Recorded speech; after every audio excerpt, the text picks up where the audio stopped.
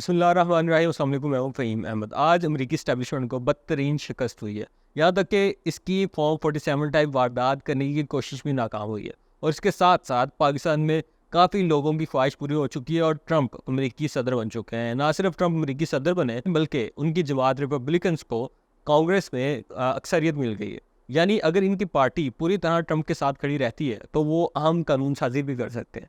اب سب سے عام سوال ہے کہ اس کے پاکستان پر کیا اثرات آئیں گے. کیا پی ٹی آئی کی خواہش کے مطابق عمران خان کو رہائی ملنے والی ہے یا پاکستان میں حکومت کی تبدیلی ہونے والی ہے؟ یہ خواہش صرف خواہش ہی ہے یا واقعی ایسا ہوگا؟ اسی حوالے سے بات کریں گے. لیکن پوری صورتحال کی بہتر طریقے سے انڈرسٹینڈنگ کے لیے کچھ حقائق سمجھنا بہت ضروری ہے. یہ بات یاد رکھیے گا کہ یہ جو الیکشنز ہیں یہ صرف ٹرمپ اور کاملا ہیرس کے درمیان نہیں تھے بلکہ امریکی اسٹیبلشمنٹ اور ٹرمپ کے درمیان بھی تھے. اور نتائج کے دوران ایک ایسا وقت بھی آیا تھا جب اچانک سے ریزلٹس میں بڑی تبدیلیاں آنا شروع ہوئی، جس پر ٹرمپ اور اس کے حامیوں نے تنقید کی. یعنی ہو سکتا ہے کہ وہاں بھی آر ٹی ایس بٹھانے یا فارم 47 کے ذریعے نتائج بنانے کی کوشش کی گئی ہو، لیکن شاید ابھی وہ اتنے تجربے کار نہیں ہیں امریکی اسٹیبلشمنٹ والے، تو نتائج نہیں بدل سکے. اب یہ سمجھنا ضروری ہے کہ آخر ٹرمپ کی وہاں اسٹیبلشمنٹ سے کیوں نہیں بنتی. تو اس کی وجہ یہ ہے کہ ٹرمپ ایک ان آرتھوڈاکس سیاستدان ہے، اور جب کوئی غیر روایتی صدر آتا ہے تو امریکی اسٹیبلشمنٹ اس کے ساتھ کام کرنے میں زیادہ کمفرٹیبل نہیں ہوتی. مثلاً ایسے ہی اندازے امریکی صدر کینیڈی کے حوالے سے بھی لگائے جاتے تھے کہ وہ ایک غیر روایتی صدر ہیں اور اس لیے ان کی امریکی اسٹیبلشمنٹ سے نہیں بنتی، اور پھر ایک وہ وقت آیا جب وہ پراسرار طریقے سے قتل کر دیا گیا. اس طرح جب ٹرمپ پہلے صدر بنے تو انہیں مخصوص صدارتی پروٹوکولز اور ایک جو روایتی حدود ہے امریکی صدارت کی یا امریکی اسٹیٹ کی، ان حدود میں روکے رکھنا ممکن نہیں ہو سکا تھا. مثلاً وہ روس سے بات کرتے تھے، وہ نارتھ کوریا سے بات کرتے تھے، انہوں نے افغان جنگ ختم کرنے کی بات کی. اسی طرح اندرونی طور پر کئی محاذ ہیں جن پر وہ روایتی سوچ کے خلاف جاتے تھے. اب سمجھنے کے لیے یا آسان بنانے کے لیے اگر پاکستان میں موازنہ کریں تو جیسے عمران خان ایک غیر روایتی وزیر اعظم تھے، حالانکہ یہ درست ہے کہ وہ اسٹیبلشمنٹ کی سپورٹ سے وزارت عظمیٰ تک پہنچے، لیکن اس کے کچھ عرصے بعد ہی انہوں نے اپنے فیصلوں یا عمل کے ذریعے بتانا شروع کیا کہ وہ مختلف ہیں. چاہے خارجہ پالیسی ہو، سفارتی پروٹوکولز ہوں، داخلی فیصلہ سازی ہو، ان سب میں وہ غیر روایتی طرز عمل اختیار کرتے تھے، اور پھر ان کی اسٹیبلشمنٹ سے خراب ہوئی اور حکومت سے ہٹا دیا گیا. لیکن ان کی اسی طرز عمل کی وجہ سے لوگوں میں پاپولرٹی ملی انہیں اور وہ ایک مقبول ترین لیڈر بنے. ایسے ٹرمپ کے ساتھ ہوا. اسی وجہ سے آپ کو دونوں رہنماؤں کے سپورٹرز میں مماثلت بھی نظر آتی ہے. دونوں کے سپورٹرز جذباتی ہیں، ایک قدم آگے جا کر اپنے لیڈر کو سپورٹ کرتے ہیں، ان پر انتہا اعتماد کرتے ہیں اور تبدیلی پر یقین رکھتے ہیں. اب یہ جو میں نے آپ سے تجزیہ شیئر کیا ہے تو آپ اس سے اندازہ لگا سکتے ہیں کہ کیوں پی ٹی آئی کے جو سپورٹرز ہیں ان کو یقین ہے کہ ٹرمپ صدر بن کر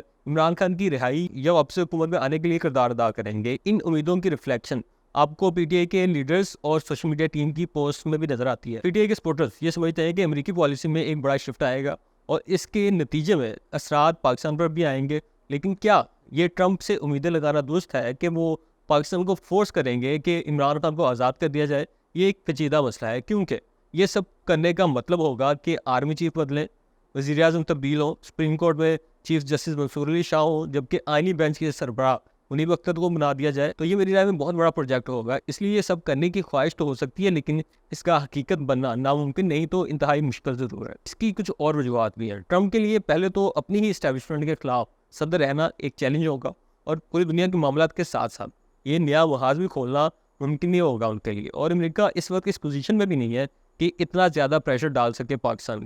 اس کے علاوہ یہ پی ٹی آئی کے اپنے بیانیے کے غیر ملکی یا امریکی مداخلت قابل قبول نہیں ہے، یہ اس بیانیے کے خلاف بھی ہے. یہ سوال ضرور پوچھا جائے گا کہ اگر امریکی مداخلت سے ایک حکومت گرانا غلط تھا تو دوسری حکومت گرانا بھی غلط نہیں ہوگا؟